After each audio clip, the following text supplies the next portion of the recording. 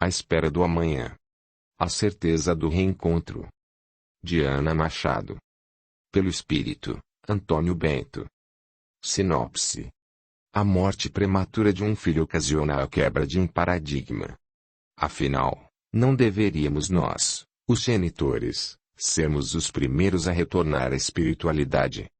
Antônio Bento trata do tema, através de uma linda história, relatando o retorno da jovem Luísa à espiritualidade e a ação dos mentores espirituais. A espera do amanhã traz a certeza do reencontro nas moradas da casa do nosso Pai. Audiolivro realizado pelo canal Surya Chand Audiobook. Comentários iniciais. A morte prematura de um filho ocasiona a quebra de um paradigma, pois não deveríamos nós, os genitores, sermos os primeiros a retornar à espiritualidade. Esse momento doloroso, além de sofrimento aos pais, familiares e amigos, causa a estranha sensação de que nada está no seu devido lugar, pois o desencarne em tenra idade ou na fase de adolescência e juventude sempre é motivo de comoção, inconformismo e tristeza para todos, permanecendo a terrível percepção de total impotência diante dos acontecimentos da vida.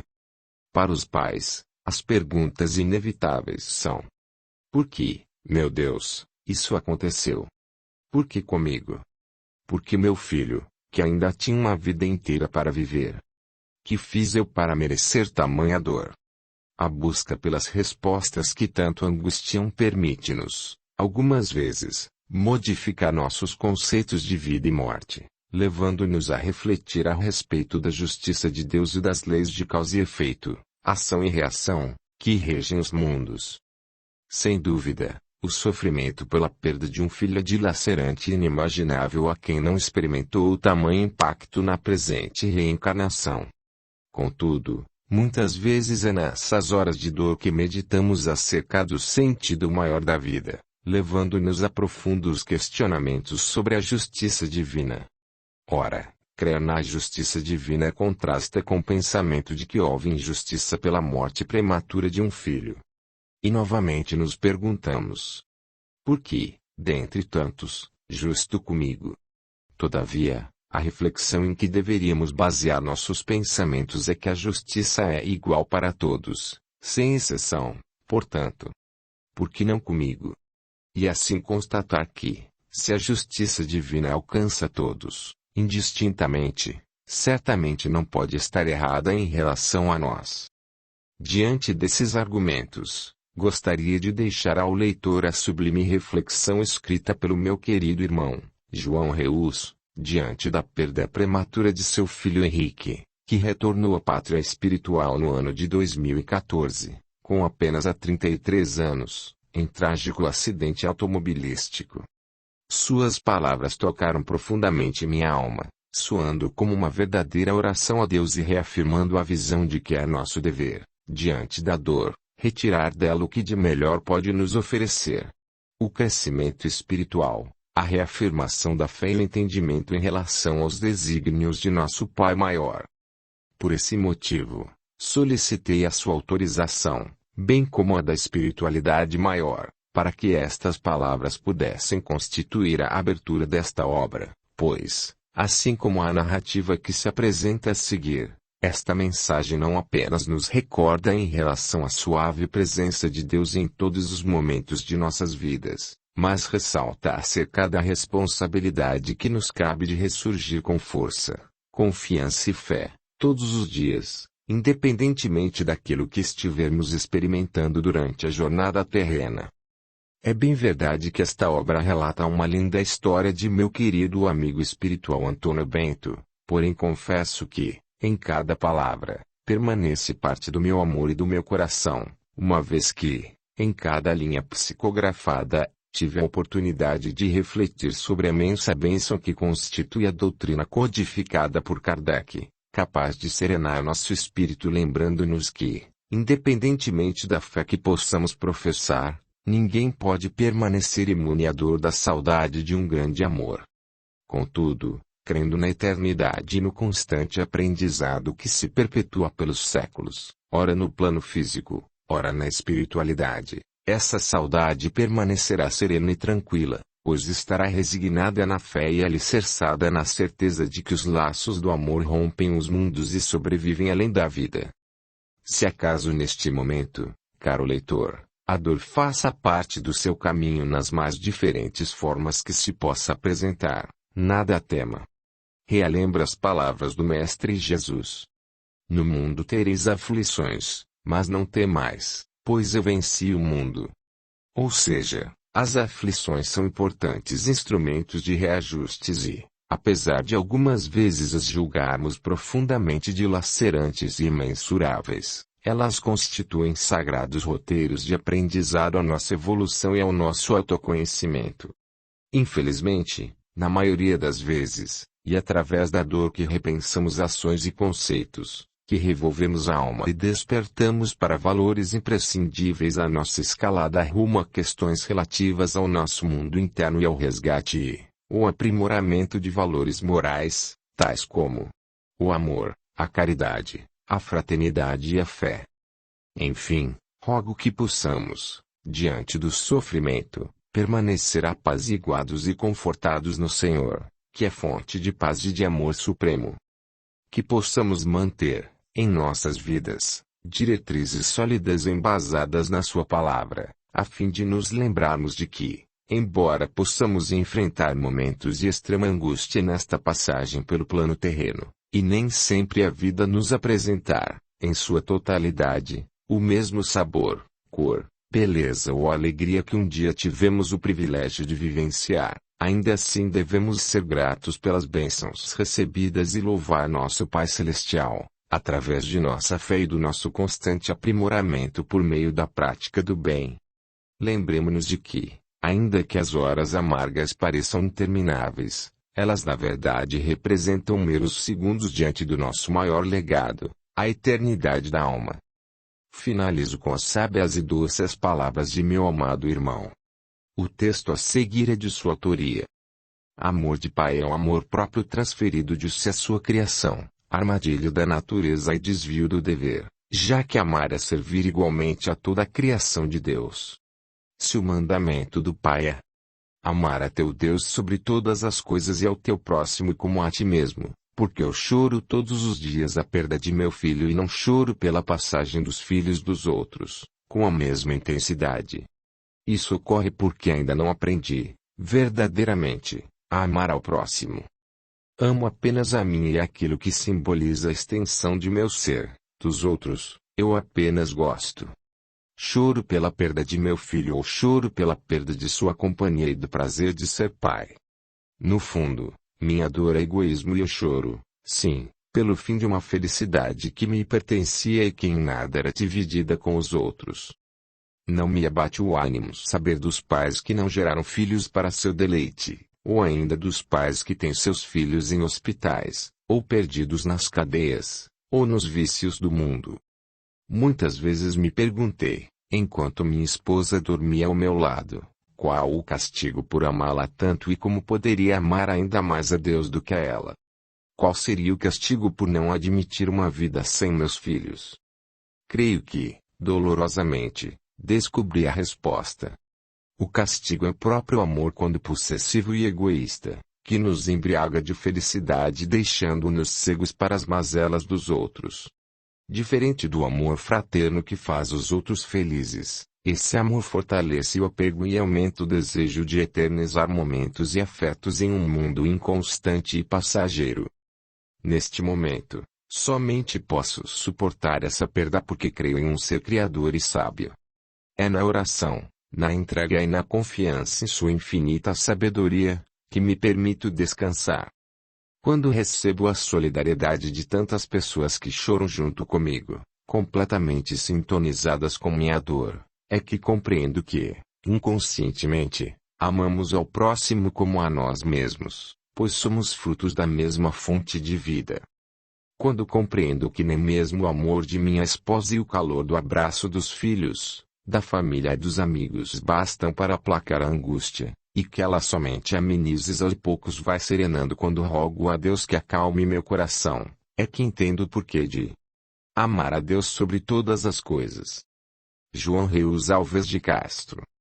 Capítulo 1. rumo a novos conhecimentos. A noite caía singela, trazendo uma brisa suave e delicada. A luz do luar incidindo sobre os lindos canteiros de flores do jardim era um convite ao deleite e à meditação. Antônio retornava ao seu quarto, após um longo dia de muito trabalho nas enfermarias da colônia São Luís. Apesar do tempo utilizado e das energias espargidas em prol dos irmãos, ele não se sentia cansado. Ao contrário, sentia-se repleto de júbilo por ter sido útil de alguma forma aos seus companheiros de jornada, que por ora necessitavam de cuidados e atenção. Olhou para o céu e, diante da beleza daquela noite estrelada, pensou: como podemos não perceber a magnitude de Deus presente na natureza? Como podemos nos manter cegos diante da soberania de nosso Pai que se ergue à frente dos nossos olhos? Boa pergunta, meu filho, respondeu seu avô Bento, sorrindo. Vovô, como é bom vê-lo.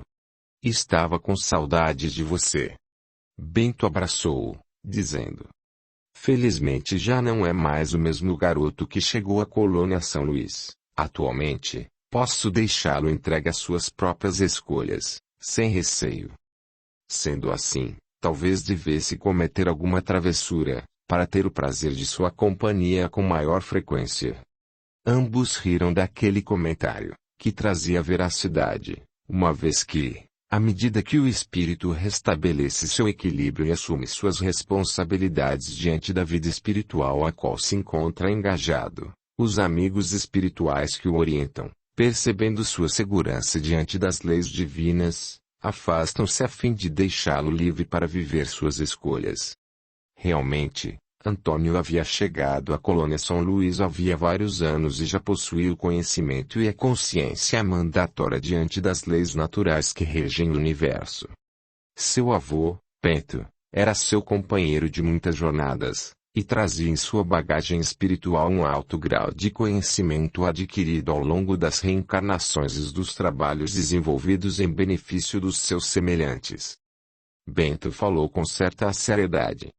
Antônio, gostaria de fazer-lhe um convite. Diga, vovô. Do que se trata? Apreciaria muitíssimo que viesse comigo, por um breve período, auxiliar-me em algumas atividades específicas na colônia Santa Marta. Já falei com Joel sobre este assunto e ele acredita que seria salutar ao seu atual estágio espiritual, pois esse trabalho abriria novas oportunidades de aprendizado e ampliaria sua visão sobre as aflições da alma. Nem precisa falar novamente, vovô. Irei com prazer, pois estou sempre sedento por novos aprendizados, proferiu Antônio, com imensa alegria. Bento sorriu satisfeito. Nem mesmo desejas saber do que se trata? Claro que sim. Por favor, prossiga. A colônia Santa Marta está localizada na esfera espiritual sobre o centro da cidade do Rio de Janeiro. Você conhece amplamente as atividades de resgate da colônia São Luís, cujo foco principal são espíritos reincidentes nas fragilidades dos vícios milenares que trazemos conosco.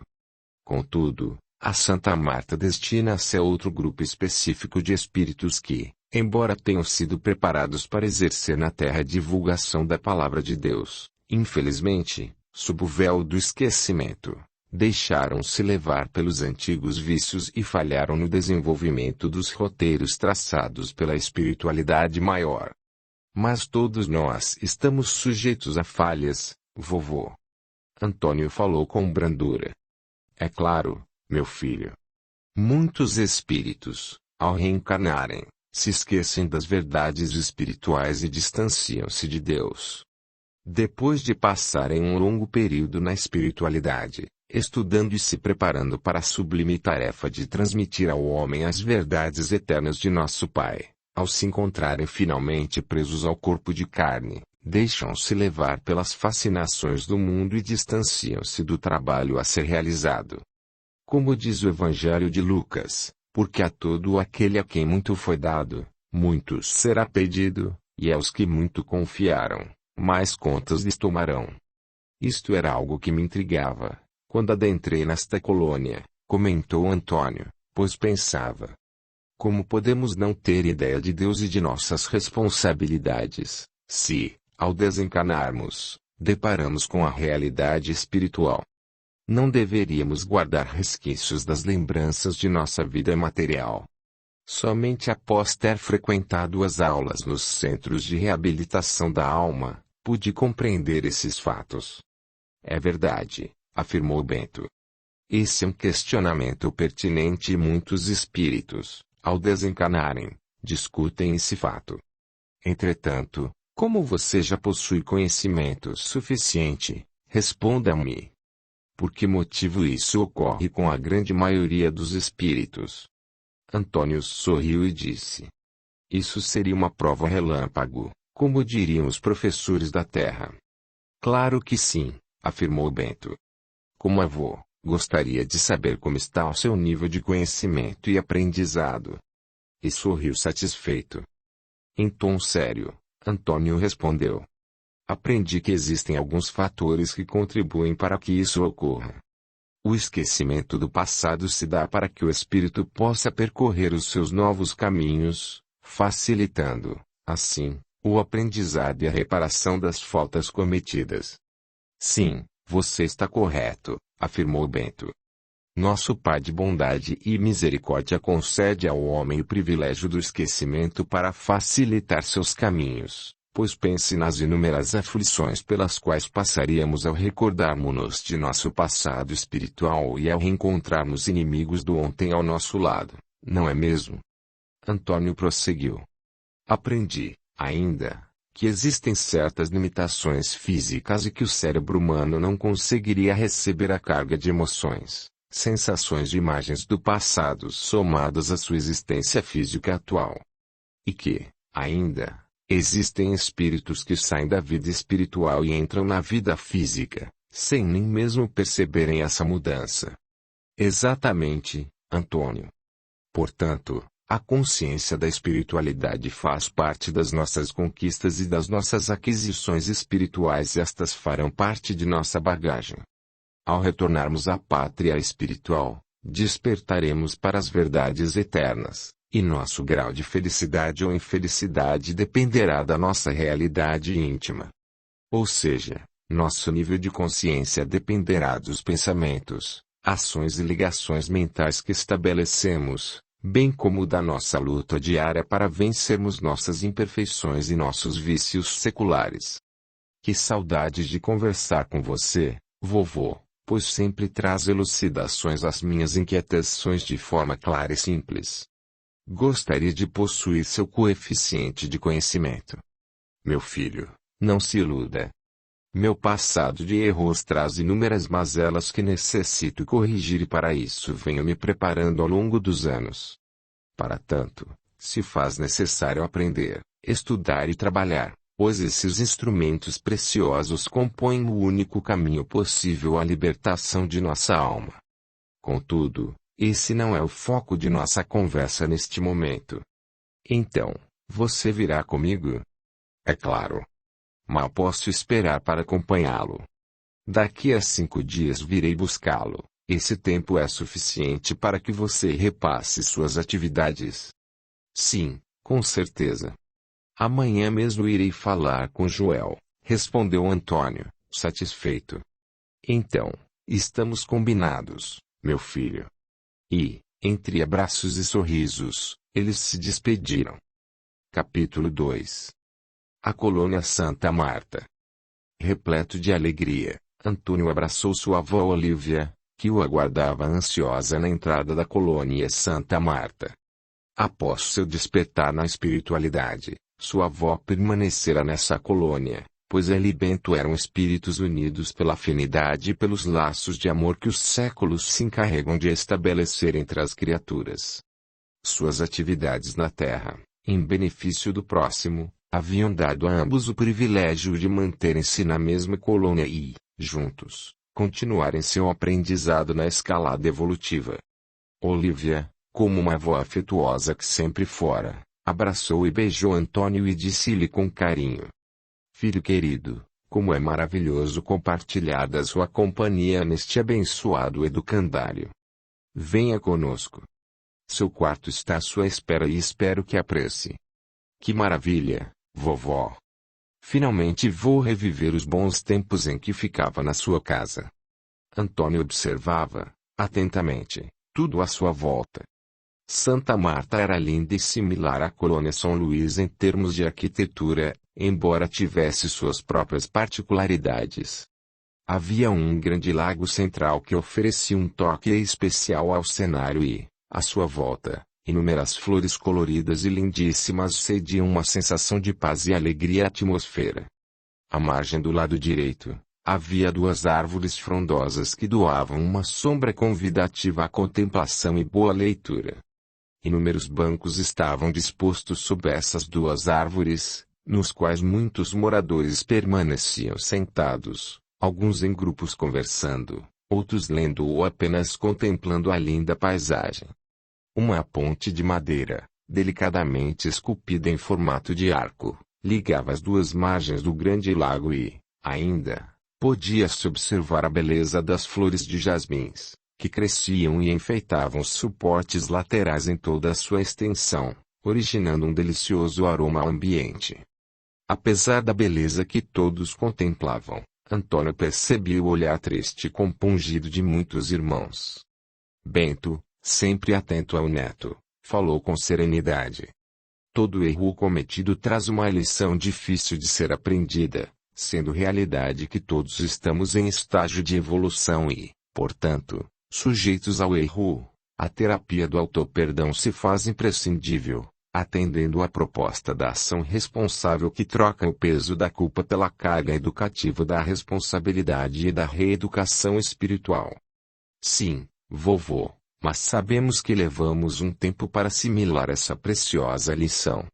Claro, filho. Cá estamos para auxiliar nossos irmãos a reencontrarem-se com seus destinos e retomarem o caminho da autoiluminação. Sei que você tem 1000 perguntas, mas quero que reencontre uma amiga em especial que está à sua espera. Quen, vovô? Ela está sentada logo ali às margens do lago, veja você mesmo. Antônio virou-se e deparou com o lindo sorriso de Luciana. Ele foi ao seu encontro e a abraçou com carinho, dizendo: Que prazer revê-la, minha amiga. Fiquei muito feliz em saber que você viria passar um tempo conosco na colônia Santa Marta, ampliando seu aprendizado e novas tarefas. Estar junto de vocês é um privilégio, mas confesso que fiquei apreensivo em deixar Tarcísio. Você sabe que ele se tornou um querido irmão caçula, muito parecido comigo quando cheguei à colônia São Luís, sempre repleto de perguntas, dúvidas e curiosidade. E Luciana completou. Você era assim, ou continua? Lembro-me bem de que a inquietude faz parte de seu espírito, mas isso não é um defeito, ao contrário, na dose certa, é algo muito salutar. Ambos riram e Luciana continuou. Saiba que é exatamente dessa forma que ele se sente em relação a você, mas, não se preocupe, tenho permanecido muito atenta a meu irmão e ele tem se mostrado proativo com relação ao seu aprendizado e aos trabalhos na colônia São Luís. Venha até aqui, quero que conheça alguém. E apontou para uma linda jovem sentada no banco em frente ao lago. Esta é a Luísa, recém-chegada da terra. Assim como você. Quando chegou a São Luís, estava cheia de dúvidas e questionamentos. Luísa era uma bela jovem de estatura mediana e possuía um sorriso meigo e encantador, olhos negros penetrantes, longos cabelos lisos e castanhos, que desciam até a altura da cintura. Ela sorriu timidamente e falou. É um prazer conhecê-lo, Antônio.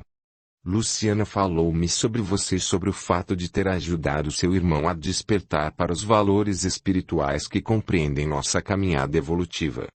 Estava ansiosa por conhecê-lo. Quem sabe você não consegue auxiliar-me da mesma forma? Será um prazer, respondeu Antônio.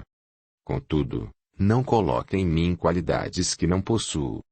Sou apenas um aprendiz, assim como você. No entanto, percebo em você a serenidade e paz, ou seja, vibrações de equilíbrio que levei anos para conquistar. Por esse motivo, creio que deva ser você a auxiliar-me, não? Todos riram da colocação e Luciana completou. Na realidade, Luísa está preocupada com o pai, Dr. Rubens. Ela retornou à espiritualidade há um ano. Sua missão seria breve e deveria auxiliá-lo a reencontrar os valores sagrados da fé, através da doutrina espírita. Rubens preparou-se durante um longo período para o retorno. Seu trabalho seria tornar-se médico e trabalhar junto com a espiritualidade, sanando as dores do corpo e confortando os espíritos no intuito de tranquilizá-los para o retorno, quando necessário. Para tanto, Rubens iria se reencontrar com a doutrina espírita, a fim de reaver os conhecimentos adquiridos nesta colônia. Luísa tomou a palavra. Os roteiros reencarnatórios foram cuidadosamente traçados. Lúcia reencarnaria, primeiramente, a fim de induzi-lo na prática da doutrina kardecista. Ela possui séculos de aprendizado e carrega em si a preciosa bagagem da fé e das verdades eternas relativas às vidas sucessivas. Luciana continuou. Infelizmente, retornando ao corpo físico, inúmeras vezes nossa alma se prende ao materialismo, apesar de Lúcia, desde a infância, tentar repassar a Rubens os valores nobres da doutrina, como a imortalidade da alma. Ele sempre se mostrou temeroso sobre o assunto. Parte dessa reação tem por base os resquícios de lembranças penosas mantidas no seu inconsciente referentes ao seu último estágio evolutivo na Terra, quando passou por doloroso processo e longo período no umbral. Por esse motivo, Rubens traz consigo o pavor da morte. Bem, este assunto requer longa conversação, e você está apenas chegando a este educandário e necessita primeiramente se ambientar aos trabalhos da colônia. Siga com seus avós, que o aguardam ansiosos, e falaremos em outra oportunidade, completou Luciana. Será um imenso prazer auxiliá-la no que for possível. Basta me dizer como posso ser útil, finalizou Antônio. E, despedindo-se de Luciana e Luísa, foi ao encontro dos avós que o aguardavam sentados sob a generosa sombra de um ipê. Capítulo 3. A dor da saudade. Sentado na varanda, observava o luar e as estrelas que cintilavam no céu escuro.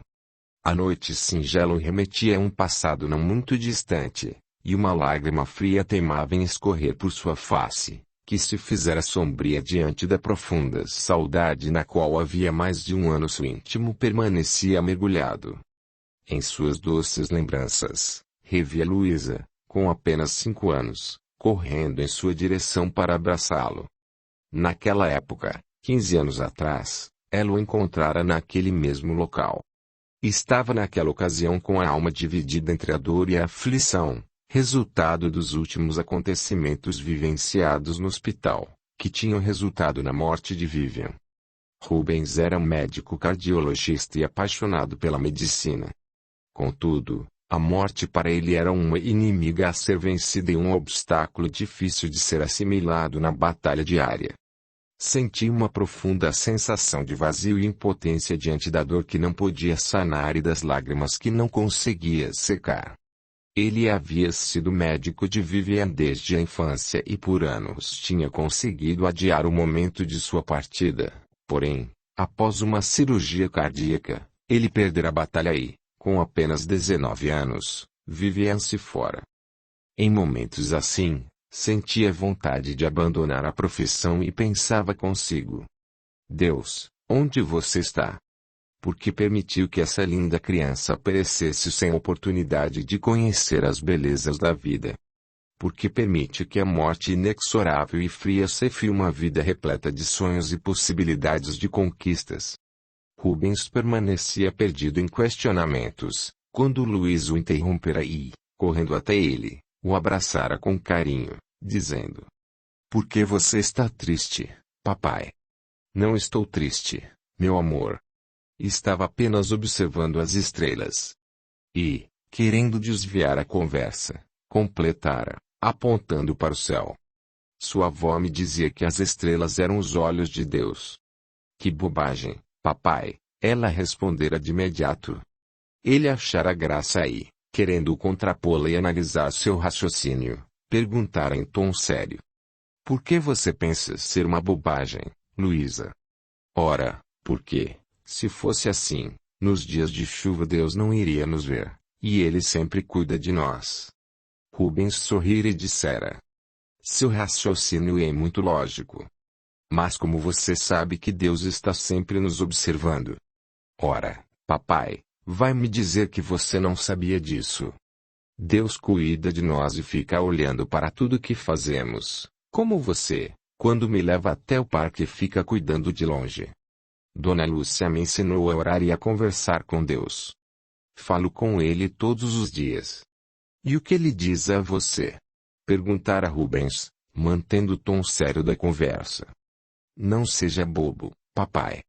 Deus não fala como nós. Dona Lúcia me explicou que Ele ouve e atende, sempre que é possível, mas, quando não é possível, não devemos ficar tristes, porque Ele não esqueceu daquilo que pedimos, apenas está pensando na melhor maneira de ajudar. Admirado pelas colocações da filha, Rubens falara: devo lembrar-me de agradecer a Lúcia pelos lindos ensinamentos que ela tem repassado a você, afirmou Rubens.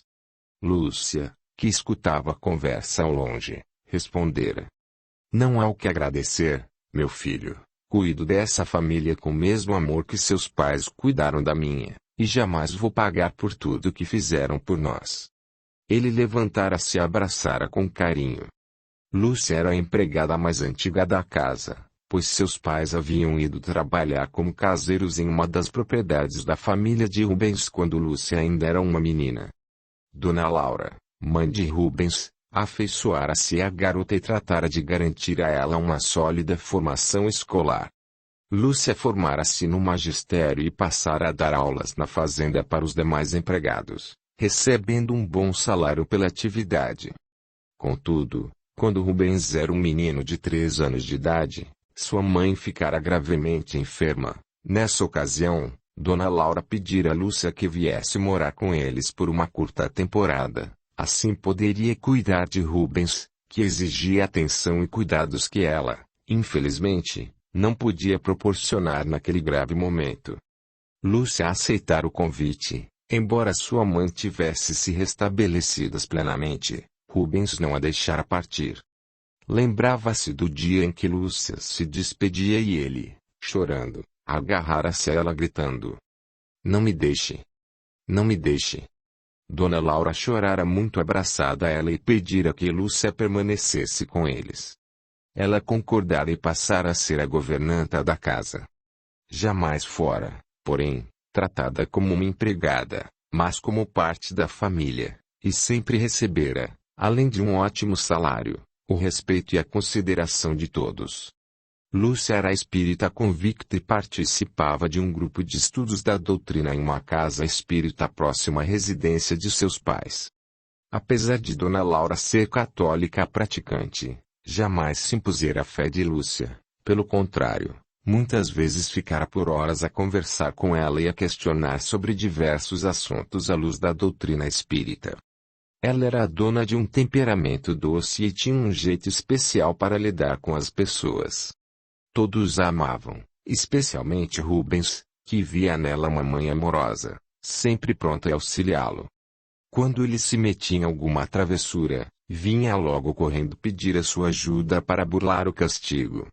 Quando a travessura era pequena, ela ria e achava um jeito de ajudá-lo, mas, quando se tratava de algo ruim, que pudesse trazer alguma sequela, não deixava passar em branco. Como quando ele colocara uma lata no rabo da gata Naná, que ficara como doida a correr pelo jardim, a pobrezinha. Ela o deixara de castigo a tarde toda e fizera com que ele alimentasse a gatinha por 2 semanas. Ficara realmente zangada com essa atitude e dissera-lhe: lembre-se de que toda ação praticada contra alguém, mesmo que seja um animal, é uma ação ruim e requer que você a repare com uma boa ação. Nunca esqueça. Toda ação corresponde a uma reação, Rubens. Enfim, Lúcia fora sua mãe, amiga e educadora. Todas as noites, revia com ele as lições da escola, sanava suas dúvidas de português e ninguém melhor do que ela para preparar um delicioso bolo de chocolate. Ela também o ensinara a orar e a conversar com Deus. Contudo, com o passar dos anos, o espírito rebelde de Rubens acabara afastando-o desse diálogo, pois ele não conseguia entender nem aceitar o sofrimento e a dor. Rubens casara-se com Marta, uma linda jovem da sociedade carioca, filha do desembargador Juvenal Correia. Quando Luísa nascera, sua esposa em muito pouco tempo passara a demonstrar os traços do egoísmo o que sua alma possuía, os quais Rubens não havia percebido até aquele momento. Ela não tinha a menor habilidade para lidar com crianças, pois não apresentava a mínima paciência e desvelo para cuidar da filha, alegando ser esse um trabalho árduo e aborrecido, que a deixava esgotada. Reclamava, ainda, do corpo deformado pela gravidez e da falta que sentia das atividades sociais às quais estava acostumada a comparecer. Foi então que, novamente, a velha amiga a viera em seu socorro. Passara a morar com eles e a ter para com Luísa todo o cuidado e todo o carinho, assim como havia feito em relação a Rubens em sua infância. Lúcia não constituíra uma família própria, canalizando toda a atenção e ternura que possuía dentro de si para a família de Rubens, e isso durante anos e anos. Rubens a amava como a uma mãe e tentava retribuir-lhe a dedicação e o amor que dela recebera durante toda a sua vida. Quando o pai de Lúcia adoecera gravemente, Rubens era um jovem médico recém-formado e tivera para com ele a atenção que se devota a um ente amado, pagando pelos custos da internação no melhor hospital da cidade. Infelizmente, ele falecera 6 meses após a internação, mas Rubens cuidara dele com ternura até o último momento, mantendo visitas regulares e enfermeiras particulares para os cuidados diários. Lúcia falecera quando Luísa tinha 9 anos e fora um momento doloroso para ambos. Luísa chorava muito, mas, em determinado momento, dissera ao pai: "Papai, ela me disse que, quando partisse, não deveríamos ficar tristes, porque a morte não existe. Ela apenas iria viver em outro mundo. E que, quando sentíssemos saudades, deveríamos olhar para o céu e orar a Deus e ela ouviria nossa oração. Eu acredito nisso. Vamos orar, papai?" E ambos tinham orado pela querida amiga. Rubens relembrava cada segundo, como se estivesse revivendo aquele triste momento. 2 anos depois desse doloroso episódio, Luísa adoecera gravemente e o diagnóstico fora conclusivo: leucemia. Mais uma vez, Rubens vira-se frente a frente com a morte e, apesar de todos os recursos dispensados e de todas as preces enviadas nos longos anos de sofrimento, Luísa o deixara com apenas 20 anos. Agora, novamente, Rubens encontrava-se na varanda e, diante da noite estrelada, fazia a mesma pergunta: "Deus, onde você está?" Ao seu lado, sem que Rubens pudesse perceber-lhe a presença, o espírito de Lúcia o abraçava com carinho e sussurrava docemente: "Tenha fé, meu filho, Deus está contigo. Confie." Capítulo 4. Amizade, luz do caminho. Na espiritualidade, em companhia de Bento e Luciana, Lúcia retornara à colônia Santa Marta muito apreensiva, preocupada com a situação de Rubens. Todas as tentativas de inspirá-lo a mudar de atitude não haviam encontrado ressonância em sua alma, completamente entorpecida pela dor e pela tristeza. Já fazia meses que Rubens não comparecia ao hospital e mal falava com a esposa. Esta, diante da dor da perda da filha, havia se transformado em uma sombra do que fora um dia. O remorso tomara conta de Marta, lembrando-se da mãe ausente que sempre fora. Ela perdera todas as fases da filha, desde as primeiras palavras até os primeiros passos. Nem ao menos a acompanhara no primeiro dia de aula e nunca lhe contara uma história para dormir. Transferir a responsabilidade da maternidade a Dona Lúcia e permanecera presa ao egoísmo de uma vida social fútil, na qual, hoje em dia, não encontrava o menor sentido. "Lúcia, mantenha fé," falou Luciana com doçura. "Sabemos que, cedo ou tarde, Rubens e Marta acordarão para as verdades eternas. Não tenho dúvida, Luciana. Respondeu Lúcia. Contudo, sinto muito que Rubens não esteja despertando para sua missão. Ao contrário, a cada dia parece que ele mais se afasta das obrigações para as quais durante longo período se preparou neste educandário. Bento, sorrindo, abraçou-a e disse-lhe: Lúcia, não deixe que o desânimo contamine seu espírito, pois sabemos que tudo ocorre no tempo certo e sob o olhar atento de nosso Pai. Ele irá nos inspirar para que possamos encontrar a forma correta de auxiliar nosso irmão. Caso Rubens venha a falhar em suas provas, estaremos ao seu lado para ampará-lo. Peço-lhe que mantenha fé, irmã. Lúcia sorriu e agradeceu aos amigos pela ternura e pelos conselhos. Luciana e Bento retornaram às suas atividades na colônia e Lúcia dirigiu-se ao centro de estudos, onde deveria ministrar uma palestra. Enquanto isso, Luísa permanecia sentada junto da janela de seu quarto lendo a obra chamada Lírios Escolhidos e meditava acerca da seguinte mensagem: Contador no leito de um hospital. Quem se julga infeliz deveria visitar os doentes para dar mais valor à saúde e ir aos presídios para dar a devida importância à liberdade. Viver na fossa é ser egoísta. O homem que crê não foge da vida, enfrenta e sempre procura bem vivê-la. Lembrava-se do tempo que passara no hospital em tratamento, assistindo lentamente a vida escapar-lhe por entre os dedos. Mas, ao contrário de muitos, jamais se revoltara contra a sua situação, pois desde muito cedo descobrira na fé o lenitivo e a força para suportar as vicissitudes da vida.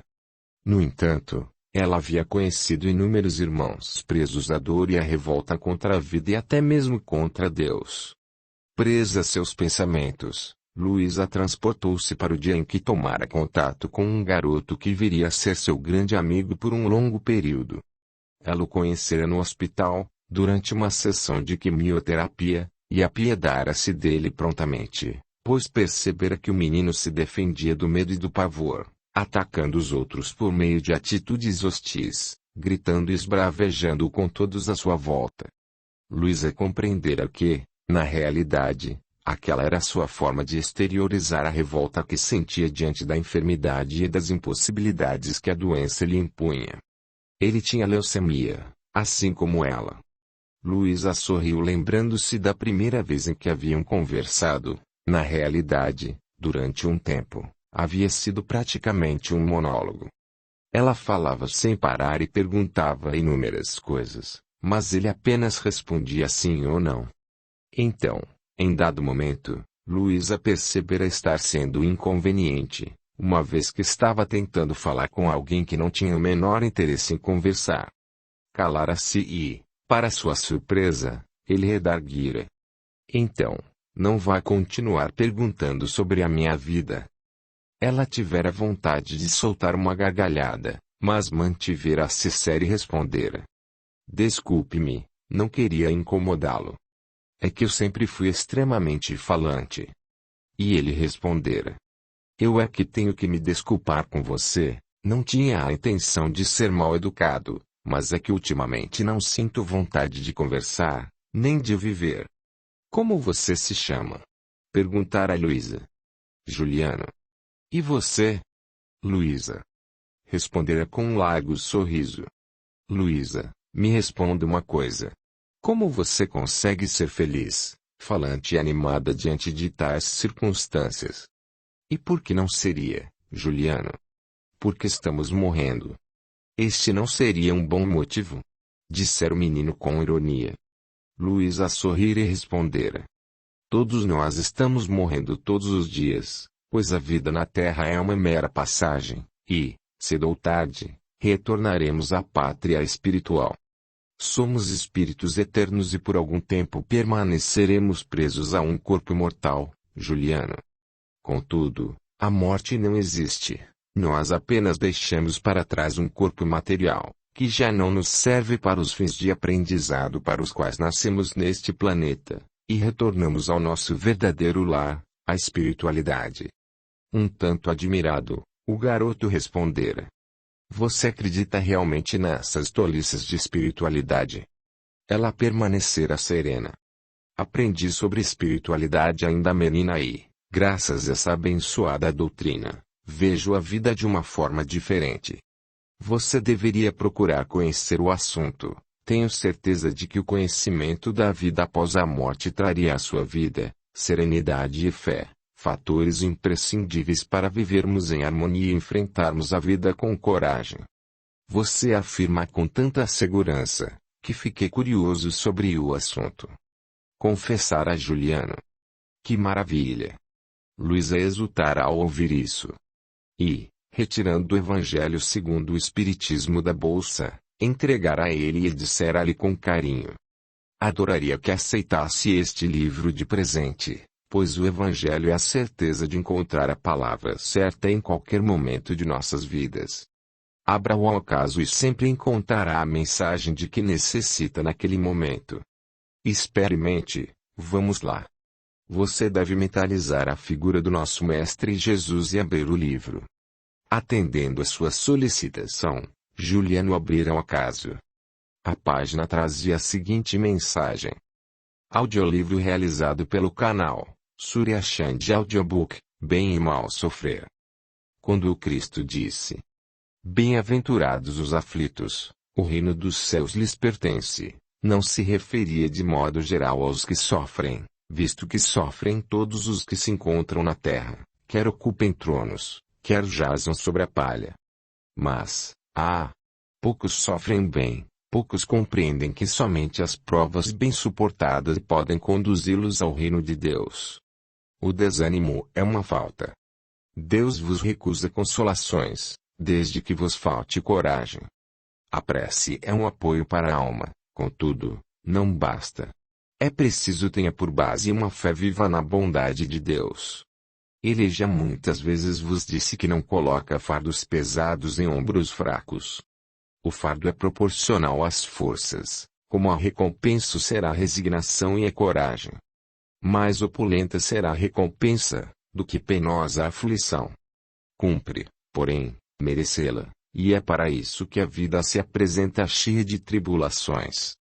O militar que não é mandado para as linhas de fogo fica descontente, porque o repouso no campo nenhuma ascensão de posto lhe faculta.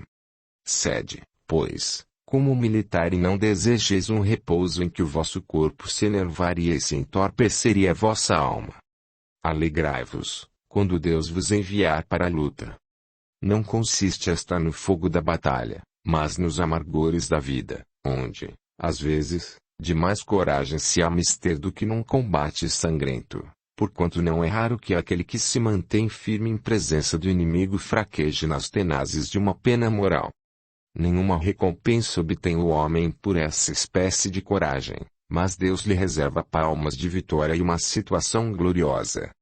Quando vos advém uma causa de sofrimento ou de contrariedade, sobreponde-vos a ela, e, quando houverdes conseguido dominar os ímpetos da impaciência, da cólera, ou do desespero, dizei, de vós para convosco, cheio de justa satisfação: fui o mais forte.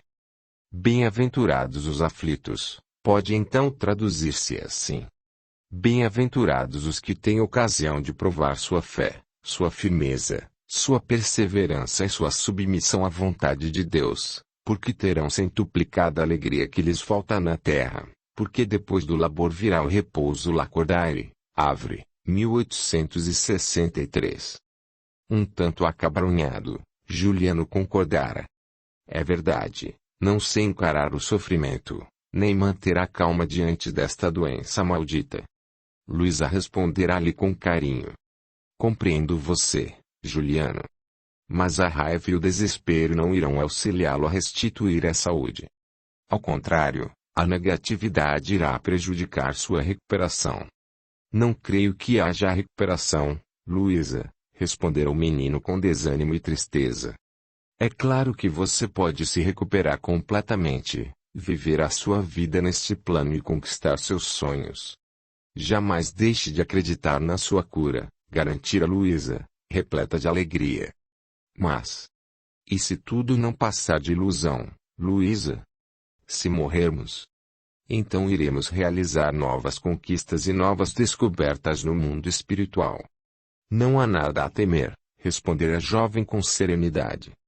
Gostaria de ter sua fé. Então a conquiste. Abra espaço em seu coração e em sua mente para uma nova realidade. Eles haviam conversado durante longo período e, a partir daquele dia, tinham se tornado grandes amigos. Juliano era questionador, impulsivo e um tanto rebelde, mas aos poucos se rendera à lógica aliada à fé e passara a frequentar o Centro Espírita Amor e Caridade, juntamente com Luísa. Juliano de fato obtivera a bênção da cura completa, permanecendo ao lado de Luísa como um grande amigo até o regresso da jovem à pátria espiritual. Com imenso carinho, Luísa lembrava-se do terno amigo e pensava: terá ele permanecido firme nos propósitos de ser um trabalhador da seara? Quantas saudades, meu amigo! Senti uma imensa sensação de paz ao pensar em Juliano. Luísa elevou seu pensamento a Deus e orou para que o Pai o protegesse e o mantivesse na trilha do bem. Naquele mesmo instante, Juliano participava dos trabalhos da Casa Espírita Amor e Caridade e fazia prece pelos desencarnados. Ele trazia os olhos marejados pelas lágrimas que desciam suavemente pelo seu rosto e com a voz embargada pronunciava palavras repletas de carinho e amor. Emocionava-se, uma vez que se destacava em sua tela mental a fisionomia da querida amiga, a qual dedicava aquela sentida oração, rogando ao Pai que lhe enviasse as sublimes emanações de encorajamento e paz. Abençoados sejam os laços de amor e amizade que ligam os espíritos, onde quer que se encontrem, nas inúmeras moradas existentes na casa de nosso Pai. Capítulo 5. Traçando caminhos. Luciana adentrou serenamente no quarto de Luísa e, percebendo suas lembranças, disse-lhe com ternura: realmente, Luísa, os laços da amizade sincera são luzes a nos guiar, onde quer que estejamos, estaremos ligados ao amor que conquistamos através das reencarnações. Tenha paciência. Assim que possível, iremos reencontrar Juliano e visitar o seu lar. Não se preocupe comigo, Luciana. Tenho consciência de que preciso esperar e de que tenho muito a aprender neste abençoado educandário. Certa vez, meu pai contou-me que, quando tinha apenas 3 anos, fiquei doente e apresentei uma febre altíssima, deixando a todos extremamente preocupados.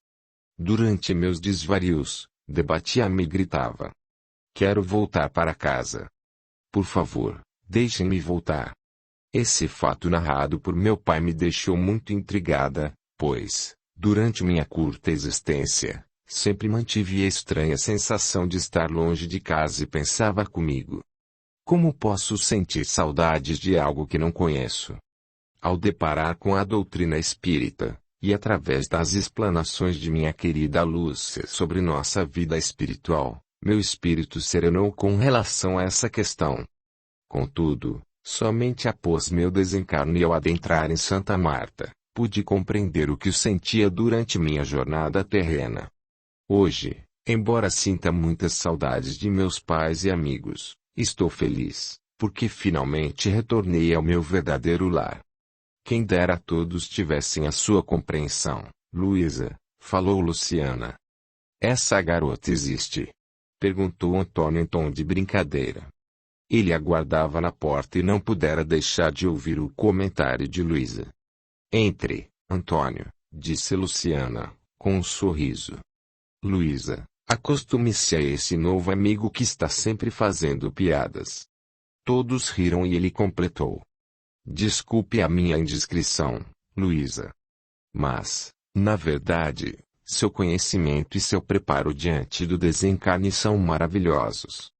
Oro para que nossos irmãos possam adquirir tamanha serenidade e fé. Agradeço, Antônio, mas não sou merecedora dessa admiração. Sofri muito ao desencarnar e causei alguns transtornos aos meus amigos espirituais, o que acredito ser natural em face do meu nível espiritual. Quem sabe um dia possa fazer a passagem com a naturalidade que esta exige e sem traumas, não? Bem, não entrarei no mérito da questão, já que, em termos de causar transtornos, será difícil alguém me vencer. E sorriu, divertindo-se com a expressão de espanto de Luísa. Na realidade, todos nós causamos contratempos, não é mesmo? Não há nada de anormal nessa transição. O Livro dos Espíritos trata dessa questão de forma clara e inequívoca ao alertar que o espírito necessita de algum tempo para reconhecer a sua nova situação na espiritualidade. Ela é natural e assemelha-se a um homem que, despertando de um sono profundo, procura orientar-se aos poucos e, assim, a lucidez das ideias, a memória do passado e dos acontecimentos irão retornar aos poucos, conforme consiga libertar-se da influência da matéria, esclareceu Luciana. É verdade. Realmente, admirei-me com seu nível de consciência, Luísa, e devo esclarecer que o que falei em tom de brincadeira de fato ocorreu, pois, infelizmente, eu não estava preparado para o desenlace e não utilizei meu tempo em prol desse precioso conhecimento. Dessa forma, minha perturbação foi longa e causei muitos transtornos. Contudo, agradeço ao Pai, que me permitiu ter ao meu lado grandes amigos, que se dedicaram a auxiliar-me por um longo período até me resgatarem das sombras da minha ignorância, confessou Antônio. Pelo que sei, é exatamente isso que você faz atualmente, não? Luciana contou-me que você atua nos resgates das zonas umbralinas. Questionou Luísa. Antônio respondeu. Hoje compreendo meu dever para com meus irmãos e atuo nas zonas de suplício com a alma repleta de agradecimento ao Senhor, que me proporciona o aprendizado do amor, bem como a lembrança permanente do lugar em que permaneci longo período devido às minhas fraquezas, das quais ainda hoje busco me libertar. Tenho muitas perguntas em relação a esse assunto, Antônio. Contudo, Luciana expôs-me como auxiliou seu amigo na terra, durante o estado de vigília, conseguindo que ele refizesse os seus caminhos.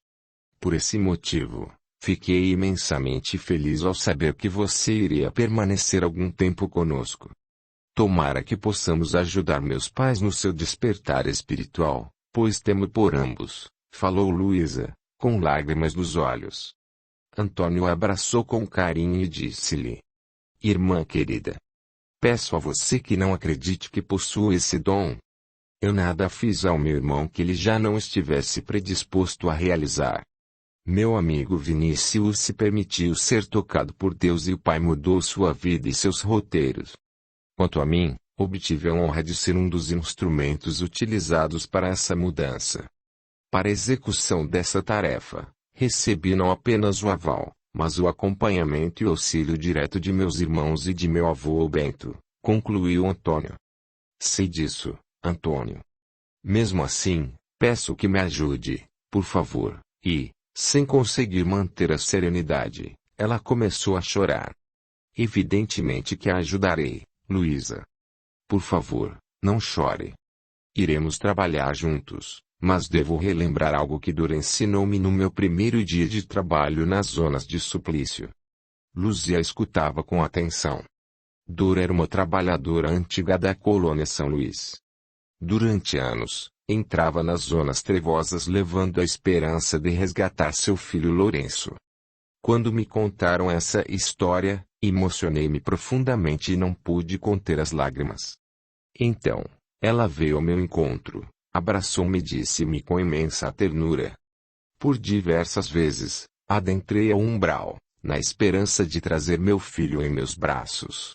Contudo, durante todos esses anos, tive o privilégio de auxiliar inúmeros jovens que, assim como ele, se prenderam ao lamaçal do crime, da vingança e do ódio. Portanto, Antônio, mesmo que não tenhamos êxito esta noite, não fique triste e mantenha fé, pois tudo ocorre no tempo certo e dentro dos planos divinos de nosso Pai. Essa é a verdadeira força da fé, Luísa.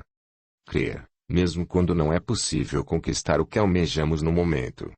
Continuar a confiar, mesmo diante da aparente derrota, pois nem tudo ocorre sempre no tempo esperado, mas no tempo de Deus. Confie. Luísa sorriu e abraçou o novo amigo, dizendo-lhe: Obrigada, Antônio. manterei a fé.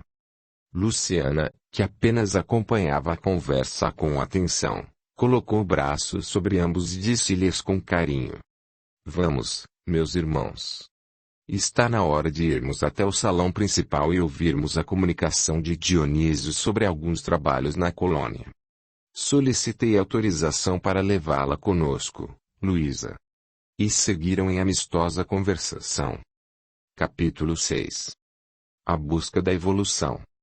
O salão principal da colônia Santa Marta era um ambiente amplo e arejado, repleto de janelas imensas com lindos vitrais contendo imagens diversas da colônia.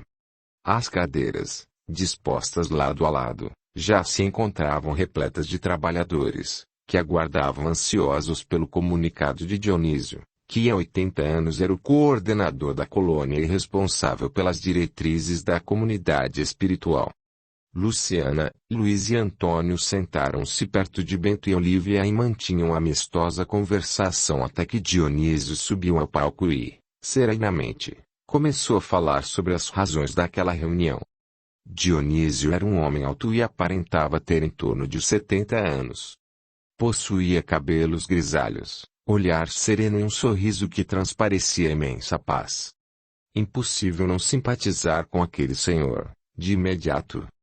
Antônio escutava com atenção a sua explanação. Caros irmãos, que a paz esteja convosco.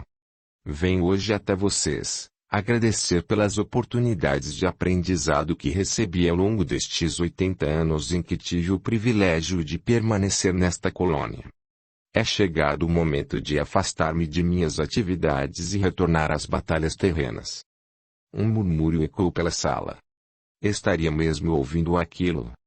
Dionísio retornaria à Terra. Ele jamais falara sobre tal probabilidade. De certa forma a possibilidade de sua ausência trazia uma estranha sensação de abandono aos trabalhadores tão acostumados à sua coordenação. Todos o amavam e confiavam na sua sensatez e no seu acerto em relação às metas estabelecidas. Ele era um mentor amoroso que, com delicadeza e amabilidade, auxiliava a todos com desvelo, olhando nos olhos, dando conselhos, ou, ainda, chamando a atenção, quando necessário. Estava sempre envolvido na criação de novos projetos e coordenando roteiros precisos aos irmãos em vias de processos reencarnatórios. Dionísio era excelente orador e profundo conhecedor da palavra de nosso Pai. Todas as semanas, pregava às margens do lago e encantava a todos com suas histórias e colocações acerca das diretrizes que regem nossos caminhos. Antônio tivera a oportunidade de ouvi-lo e de perceber a imensa paz e o enorme consolo que suas colocações traziam aos espíritos perturbados recém-chegados da terra.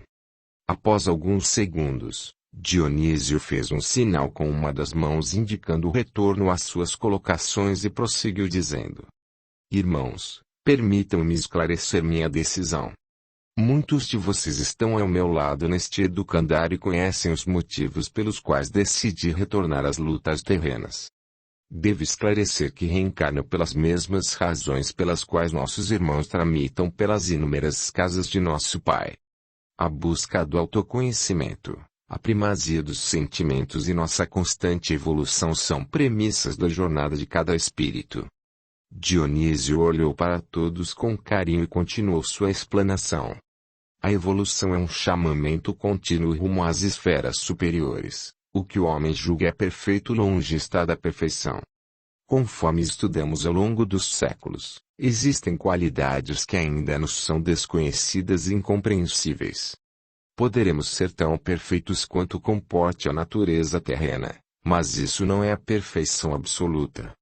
Dá-se com o espírito que se verifica com a criança que, por mais precoce que seja, tem de passar pela juventude, antes de chegar à idade adulta, ou com o enfermo que, para recobrar a saúde, tem de passar pela convalescença. Ao espírito cumpre progredir em ciência e em moral. Se somente se adiantou num sentido, necessário se faz que se adiante no outro, a fim de atingir o extremo superior da escala. Somente o insensato permanece sempre no mesmo ponto. A variação das nossas experiências nos permite o avanço gradativo de qualidades divinas nascidas do amor. É forçoso aprender que o poder deve ser aliado à humildade, e os atos, à ternura, que a nossa inteligência, nossos sentimentos e nossa intuição devem estar ligados à sabedoria do amor verdadeiro. Portanto, apenas através das experiências poderemos buscar tais conquistas e lograr o equilíbrio supremo em Deus. Lançando novo olhar amoroso aos presentes, Dionísio continuou sua explanação. A reencarnação é a jornada traçada para a iluminação do espírito, através da qual irá revolver ideias, trabalhar sua mente, desenvolver aptidões e conceitos, renovar concepções. É por meio dela que irá, pouco a pouco, modificando seu modo de ser no intuito de sua evolução e crescimento. É preciso regressarmos ao corpo físico para que possamos avançar rumo aos ideais que buscamos há séculos. Tal qual o agricultor que revira a terra para a revivificação da lavoura produtiva, assim o homem, pelas diferentes situações que compõem o dia a dia da experiência carnal, alcança o progresso evolutivo. Todos ouviam no mais completo silêncio. Depois de uma pequena pausa, Dionísio prosseguiu. As experiências adquiridas pela alma são necessárias ao desenvolvimento da sensibilidade e das percepções. Nesse sentido, o corpo físico possui papel fundamental como instrumento que possibilita as manifestações da nossa individualidade. A alma encarnada possui no cérebro centros para o controle do corpo. São estes os centros da fala, da linguagem, da visão, da audição, do olfato, da memória, da escrita, da deglutição, do paladar e do tato. Ainda, através desse comando absoluto que captamos os registros de calor e frio, da dor e mantemos o equilíbrio muscular. A partir da comunhão com os valores internos da mente e da ligação com o mundo exterior, assim como das aquisições referentes às experiências adquiridas através das reencarnações, conquistamos nossa individualidade. Nosso esforço deve manter-se no intuito da constante evolução para a sublimação integral, para o progresso e o aprimoramento que o abençoado planeta Terra oferece a cada espírito. Portanto, caros irmãos, hoje é um dia abençoado, pois terei a oportunidade bendita de retornar ao corpo físico, rumo à minha evolução. Após tantos anos traçando caminhos e jornadas, chegou o momento de refazer meus próprios passos. Obrigado pelo amor, pela amizade e pelo respeito que levo em minha bagagem, pois são preciosos sentimentos recebidos ao longo dos anos de cada irmão com quem tive o prazer de conviver neste educandário de luz. Muitíssimo obrigado. Todos aplaudiram. Então Dionísio finalizou. Esclareço, ainda, que a colônia Santa Marta continuará com a imensa proteção do Pai e com a coordenação do nosso querido irmão Eusébio. Nosso grande amigo dispensa apresentações, uma vez que convive conosco há mais de meio século e traz consigo uma imensa carga de trabalho realizado no bem. Eusébio seguirá nossos propósitos e continuará recebendo o auxílio e a supervisão de nossa querida irmã Ana, que sempre foi precioso amparo de amor nesta colônia. E assim, após algumas considerações com relação ao trabalho desenvolvido pelo irmão Eusébio, a oração final foi proferida e todos se retiraram do recinto. Já não mais havia entre eles a sensação de vazio ou de abandono, pois todos haviam compreendido que os planos do universo são infinitos e que a alma possuidora do conhecimento de suas necessidades de aprimoramento jamais abandona a luta. Capítulo 7. A história de Dionísio. Após a saída do salão principal, Luciana acompanhou Luís a seus aposentos enquanto Bento, Antônio e Olívia seguiram em direção às margens do lago. A linda noite de luar e a brisa suave convidavam a nobre conversação. Bento e Olívia estavam tanto quanto curiosos para ouvir as considerações do neto acerca dos trabalhos da colônia e suas perspectivas, a fim de auxiliá-lo a traçar a diretriz para os novos desafios a seguir. Antônio era sagaz e passava o dia ao lado dos avós, acompanhando as atividades desenvolvidas. Estava ansioso por fazer parte da rotina, Contudo, o que naquele momento ocupava sua mente era o retorno de Dionísio à Terra. Sendo assim, este foi seu primeiro questionamento ao avô.